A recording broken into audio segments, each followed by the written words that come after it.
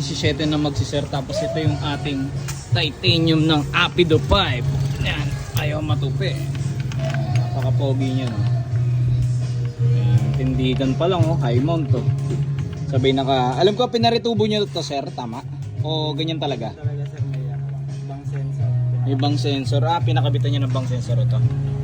So ayan, napaka-pogi. Sa mga nagtatanong or naka-Apido 5, ayan, ganito yung design natin. Ayan, hanggang tip niyan, blue. Puro blue sa bulsa, hanggang 5. Ayan. Napaka-pogi ng motor ni sir, oh. Lalo pa naka-titanium yung kanyang Apido 5, oh. Solid, oh. Ayan. 5,000.